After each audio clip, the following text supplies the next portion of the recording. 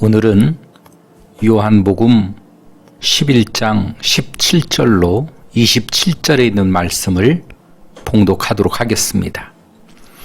예수께서 와서 보시니 나사로가 무덤에 있은지 이미 나으리라.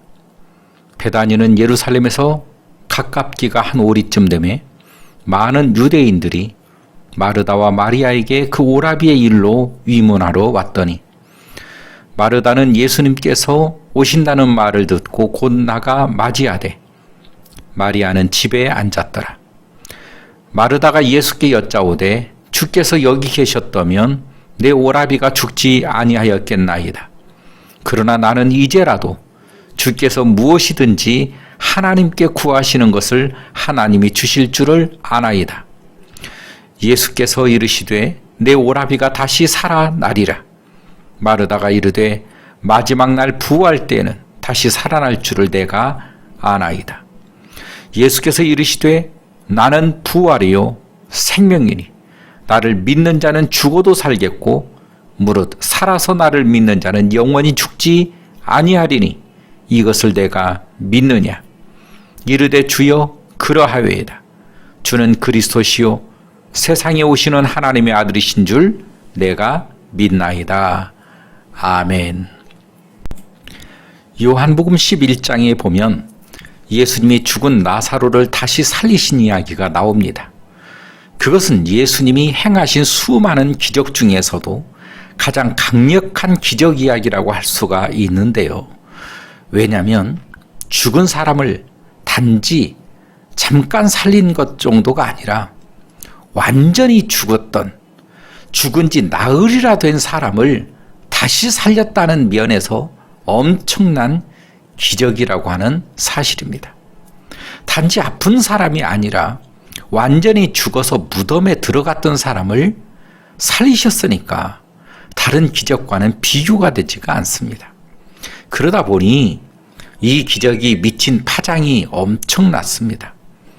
얼마나 강력했으면 대제사장과 바리새인들이 공회를 모아서 예수님을 죽이기로 결정을 했고 예수님이 살리신 나사로까지 죽이기로 했겠습니까? 이것은 예수님이 십자가 사건이 일어나게 된 직접적인 요인이 되는 기적이기도 합니다. 그런데 이 기적 이야기는 이런 외적인 것 말고도 신앙으로도 중요한 메시지가 많이 들어있는데 어쩌다 보니까 그렇게 된 것이 아니라 예수님이 주려고 작정하신 메시지가 처음부터 아주 많이 들어 있었다라고 하는 것을 알 수 있습니다. 그것은 바로 믿음이 죽음을 어떻게 이기는가 하는 메시지라고 하는 것입니다. 결과적으로 예수님이 나사로를 살리셨으니 믿음이 죽음을 이겼다는 단순한 이야기가 아닙니다. 처음부터 사람들은 죽음에 계속 잡혀 있었습니다. 무덤을 막고 있던 돌문과 죽은 나사로를 동여매고 있던 수인은 그가 병들어 죽게 되었을 때부터 이미 사람들 마음속에 아주 강력하게 역사하고 있었던 것입니다. 나사로의 누이 마르다와 마리아도 그랬고 그 주변에 있는 사람들도 그랬으며 예수님과 함께 있던 제자들도 그랬습니다. 큰일 났다. 나사로가 잘못하면 죽을 수 있다. 그렇게 두려움에 떨다가 결국 죽어서 이제는 끝났다며 절망하고 무너져 버린 것입니다. 그런데 오직 한 분 예수님만은 계속해서 외치십니다. 이 병은 죽을 병이 아니라 하나님의 영광을 위하며 하나님의 아들이 이미 이로 말미암아 영광을 받게 하려 함이라. 우리 친구 나사로가 잠들었도다. 그러나 내가 깨우러 가노라. 뿐만 아니라 23절에 보면 내 오라비가 다시 살아나리라. 예수님이 무조건 죽음을 부정한 것이 아닙니다. 이단에 빠진 사람들 혹은 잘못된 신앙 가운데 있는 사람들이 정신적인 충격으로 죽음을 받아들이지 못하고 부정하면서 이미 죽었는데 안 죽었다고 다시 살아난다고 해서 시신을 집에 두고 있다가 사회적인 문제를 일으키는 경우도 우리는 종종 뉴스에서 보곤 합니다. 하지만 예수님은 결코 그런 시각으로 하신 말씀이 아닙니다. 14절에 보면 이에 예수께서 밝히 이르시되 나사로가 죽었느니라. 내가 거기 있지 아니한 것을 너희를 위하여 기뻐하노니 이는 너희로 믿게 하려 함이라. 그러나 그에게로 가자 하시니 14절에 분명히 나오는 것처럼 예수님은 나사로가 죽었다고 확실하게 말씀하셨습니다. 그리고 나사로의 무덤 앞에 가셔서 사랑하는 사람의 죽음 앞에서 눈물을 흘리시기까지 했습니다.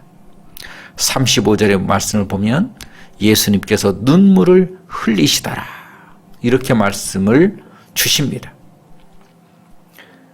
결국 이 기적 이야기는 예수님께서 아주 우리에게 강력하게 주고 싶으셨던 메시지가 있었던 것입니다. 그 메시지가 무엇일까요? 믿음은 죽음을 이긴다는 것입니다. 더 정확하게 말하면 신앙인은 죽음을 이겨야 하며 이길 수 있다라는 것입니다.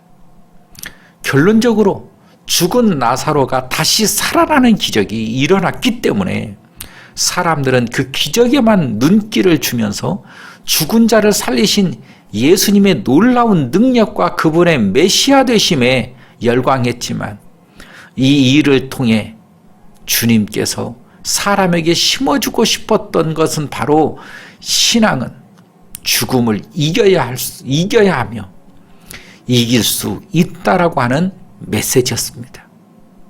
이런 면에서 이 이야기의 핵심은 예수님이 마르다에게 하셨던 말씀입니다. 25절 말씀이지요. 예수께서 이르시되 나는 부활이요 생명이니 나를 믿는 자는 죽어도 살겠고 무릇 살아서 나를 믿는 자는 영원히 죽지 아니하리니 이것을 내가 믿느냐.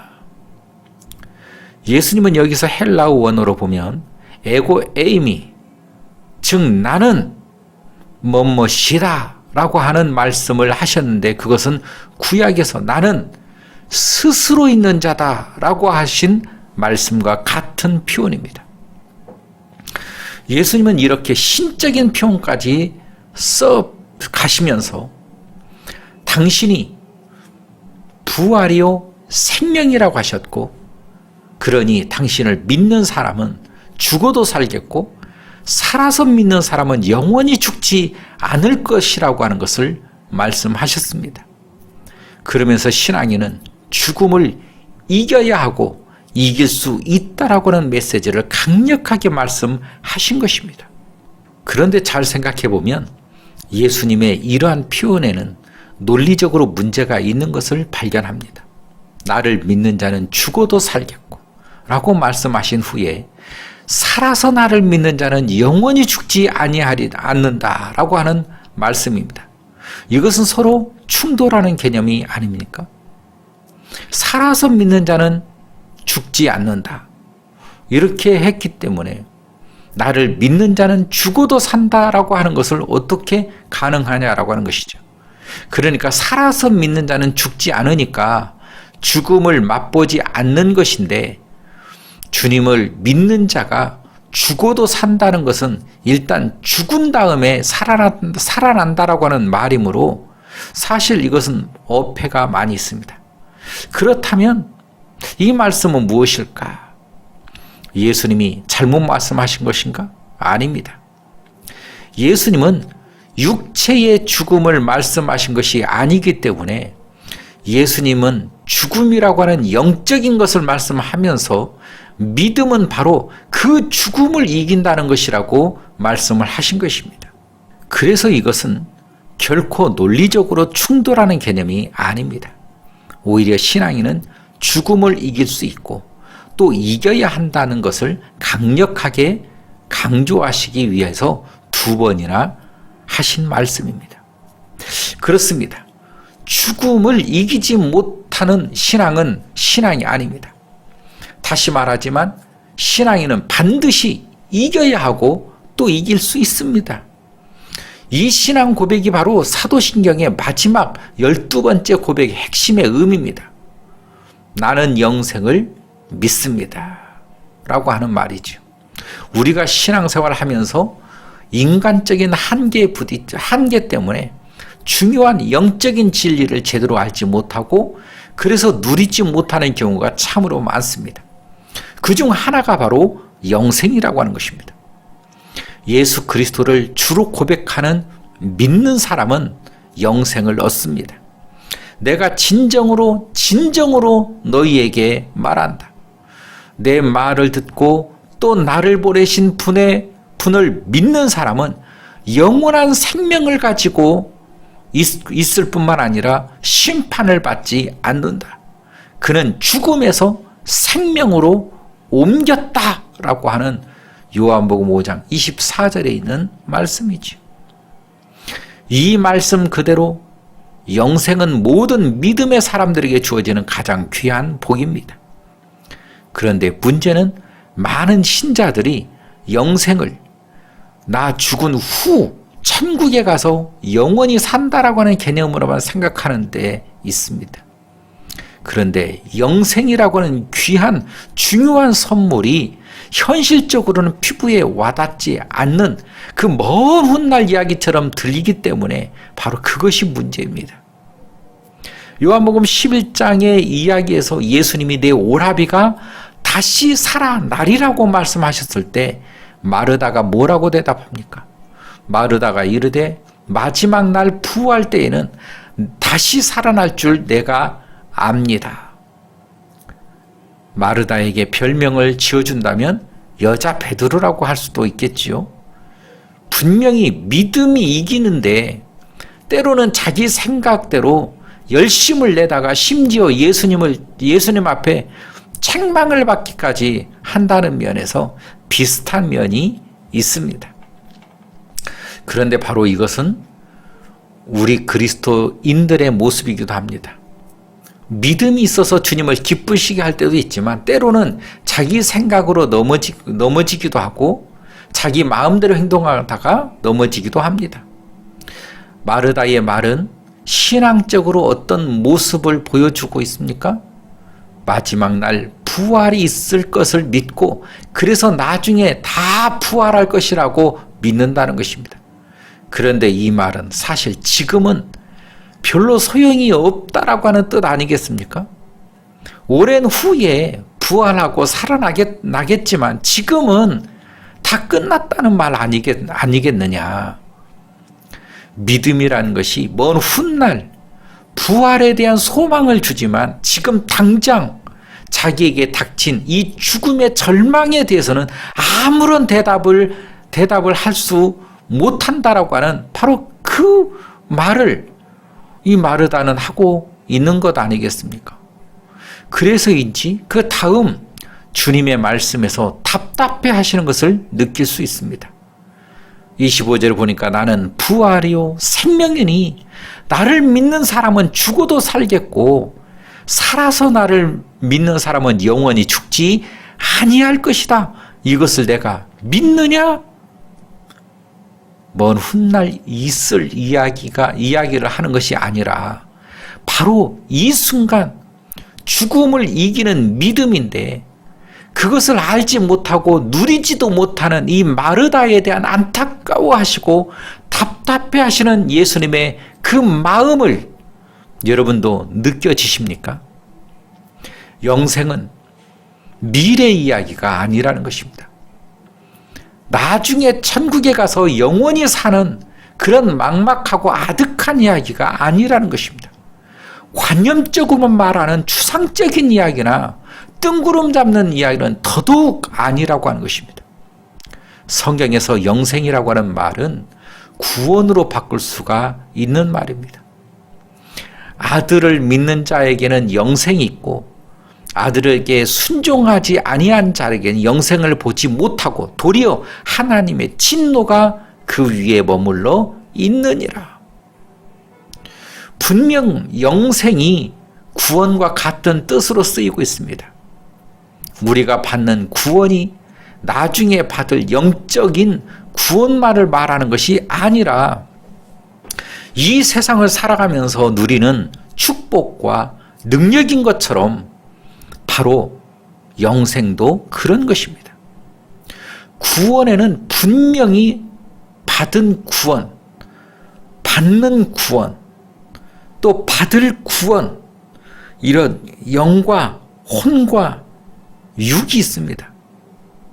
그런데 많은 사람이 받는 구원만 주로 생각하고 그 결과로 나중에 받을 구원을 생각합니다. 그러면서 받는 구원, 즉 이 땅에서 주님을 따르며 천국을 누리는 것은 별로 생각하지 못하고 있습니다. 그러나 솔직히 제 최대 관심사는 나중에만 누리는 영생이 아닙니다. 이 순간 바로 지금 누릴 수 있는 영생이 중요하다는 것입니다. 죽음을 이기는 능력으로서 바로 영생을 말하는 것입니다. 지금 영생을 누리지 못하는 사람이 어떻게 죽은 후에 영생을 누릴 수 있겠습니까? 다시 말하면 이 땅에 사는 동안 예수님을 믿고 따르면 그분을 닮기 위해 애쓰는 가운데 주님이 주시는 행복과 평안을 누리면서 천국을 경험해야 한다라고 하는 그 말입니다. 그런데 이 땅에서 그렇게 살지 않고 자기 마음대로 하나님이 안 계시는 것처럼 사는 사람이 죽은 다음에 매일매일 하나님과 함께 사는 것을 어떻게 가능할 수 있다라고 생각할 수 있겠습니까? 사도신경에 나는 영생을 믿습니다라고 하는 그 고백은 이 세상을 살아가는 믿음의 아주 강력한 능력을 고백하는 선포이고, 이것을 다르게 표현하면 나는 더 이상 죽음에 사로잡혀 있지 않음을 믿음으로써 선포합니다라고 하는 고백인 것입니다. 그러기에 어떤 면에서 이 12번째 이 고백은 사도신경 전체 신앙 고백 가운데 가장 강력하고 구체적인 것이라고도 말할 수가 있는 것입니다. 왜냐하면 우리 신앙의 가장 구체적이고 강력한 싸움은 바로 죽음의 세력과 싸움이요, 죽음에서 벗어나며 이기는 것이 바로 승리요 구원이기 때문에 그렇습니다. 영생의 믿음으로 사망을 이기는 것이 신앙이라고 했는데, 그렇다면 그것은 구체적으로 무엇을 말하는 것이겠습니까? 여러 가지가 있겠지만 가장 중요한 것은 죽음의 한계를 뛰어넘는 것입니다. 네, 그렇습니다. 죽음은 한계입니다. 우리 인생을 가두어 두고 그 안에서 벗어나지 못하게 하는 한계입니다. 열왕기하 6장에 나오는 아람의 베다닷 왕에게 포위된 사마리아 성처럼 심지어 굶주림 때문에 여인들이 돌아가며 자기 자식들을 잡아 삶아 먹는 그 고통 가운데 있으면서도 여전히 그 안에 갇힌 채 어떻게 할 수가 없고 벗어나지 못하는 바로 한계, 그것이 바로 죽음인 것입니다. 모든 인생에게 고통을 주는 사망입니다. 그런데 믿음은 이 죽음이라고 하는 한계를 벗어나게 해줍니다. 특히 죽음이 주는 두 가지의 올무를 벗어나게 합니다. 첫 번째는 믿음은 두려움이라고 하는 올무에서 벗어나게 해줍니다. 죽음은 두려움이라고 하는 그 올무로 사람들을 묶어놓고 있습니다. 죽을지도 모른다는 두려움. 그래서 죽지 않으려고 몸부림을 치면서 애쓰지만 그럴수록 더 벗어날 수 없게 하는 두려움이라고 하는 그 한계에 직면하게 된다는 것입니다. 두 번째는 믿음은 허무라고 하는 올무에서 벗어나게 해줍니다. 죽음은 그냥 죽으면 그만이다라고 하는 허무로 사람들을 가둬놓고 있습니다. 어떤 사람들은 죽으면 다 끝난다고 하면서 삶의 가치나 의미 다 소용없다. 죽으면 다 끝난다. 아무것도 없다. 그러니까 막 살자라고 하는 사람도 있습니다. 죽음은 그런 식으로 사람들을 가두어 두고 있는 것입니다. 까르페 디엠은 로마의 시인 호라티우스의 시에 나오는 말인데, 현재를 잡아라 라고 하는 뜻으로 현재를 잡아라. 가급적 내일이라고 하는 말은 최소한만 믿어라. 그런 부분의 구절입니다. 인생은 짧으니까 미래에 너무 매이지 말고 현재를 마음껏 즐기고 살라라고 하는 그런 뜻이 됩니다. 이 말은 죽은 시인의 사회에서 주인공 존 킹딩이 자기 수업의 첫 시간에 학생들에게 가르치면서 유명해진 말입니다. 그 영화의 내용처럼 부모의 강요 때문에 자기의 꿈을 제대로 펼쳐보지 못하는 것은 안타까운 일이고, 그래서 마음껏 자신이 하고 싶은 것을 하면서 사는 것이 중요할지도 모릅니다. 그러나 결국 까르페 디엠은 죽음의 허무라고 하는 한계에 붙잡혀서 살아가는 안타까운 인생의 모습을 나타내기도 하고 있습니다. 훗날 존 킹딩은 선생 역할을 하면서 까르페 디엠을 소리 높여 외쳤던 배우 로빈 윌리엄스가 63세의 나이로 스스로 목숨을 끊은 것은 그의 사망이 실제로 이 말과 아무런 상관이 없지만 안타까움과 허물을 느끼게 합니다. 죽음의 한계에 부딪힌 인생이라고 하는 면에서 더욱 안타까운 일입니다. 그러나 믿음은 이 죽음의 한계를 벗어날 수 있게 한다는 것입니다. 죽음의 협박 앞에 두려움으로 떨치게 해줍니다. 물론 두려운 상황이 올 때가 있지만 그 두려움을 이길 수 있는 바로 죽으면 죽으리라고 하는 신앙, 영생의 그 믿음이 우리에게 있기 때문에 이길 수 있다는 것입니다. 믿음은 또한 죽으면 끝이라고 하는 허무 때문에 막 살지 않게 하는 바로 우리를 지켜주는 도구가 되기도 합니다. 지금 가는 이 길이 아무리 좁고 험해도, 욕망이 우리를 끊임없이 유혹해도 얼마나 빠르게 이 삶이 끝날 것인가, 허무함과 허탈함이 밀고 들어와도 사랑하는 하나님 아버지와 영원히 살게 될 바로 그 나라를 꿈꾸며 믿음으로 이 땅을 살아갈 때 우리는 좁은 길을 바르게 또한 아름답게 걸어갈 수 있게 된다는 것입니다. 선교의 역사에 있어서 감동적인 이야기를 남긴 짐 엘리엇이라고 하는 그는 일찍이 자기의 삶을 하나님에게 헌신한 것으로 알려져 있습니다. 대학 2학년 때 선교사로 헌신한 그는 휘튼 대학을 수석으로 졸업한 후에 다른 4명의 동료와 함께 남미 에콰도르 아우족에게 선교하러 갔습니다. 복음 한마디도 전하지 못한 채 순교하고 말았습니다. 당시 라이프지에서 이것은 무슨 낭비인가 라고 하는 타이틀로 기사를 냈던 그의 아내인 엘리자베스 엘리엇은 이렇게 말했습니다. 낭비라니요. 왜 그런 말을 하십니까? 나의 남편은 어려서부터 이 순간을 위해 준비했던 사람입니다. 내 남편은 이제야 그 꿈을 이룬 것입니다.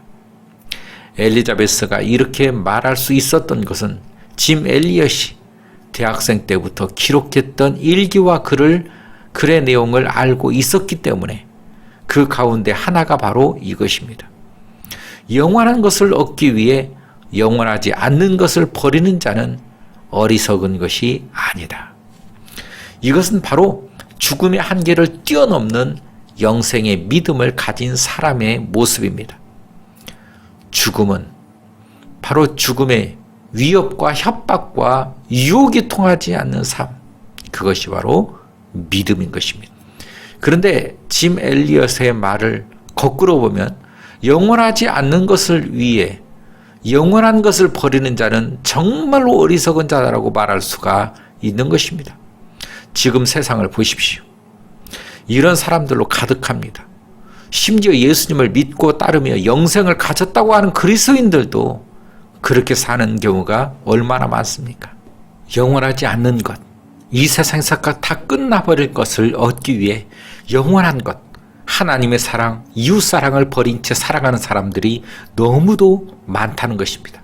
그러나 우리는 영원한 천국을 바라오며 이 땅에서도 천국을 살 수 없는 사람들입니다. 우리가 사도들의 신앙 고백을 그대로 받아 동일하게 고백하는 사도신경은 다른 것이 아닙니다. 이 땅에서 바르게 그리고 아름답게 살기 위한 것임을 우리는 알아야 되는 것입니다. 그리고 마지막은 나는 영생을 믿습니다라고는 것. 곧 나는 죽음의 한계를 믿으며 뛰어넘습니다. 나는 더 이상 죽음에 사로잡혀 있지 않습니다. 라고 하는 고백이 바로 신앙 고백입니다. 그렇게 사는 것임을 잊지 말아야 됩니다. 그렇게 이 땅에서 영원을 살아가는 우리 모두가 되기를 주의 이름으로 축원합니다. 사랑의 하나님 감사합니다. 오늘도 저희들 가운데 역사하셔서 죽음을 뛰어넘는 하나님의 은혜 역사를 경험하고 체험하게 하여 주옵소서. 예수님의 이름으로 기도하옵나이다. 아멘.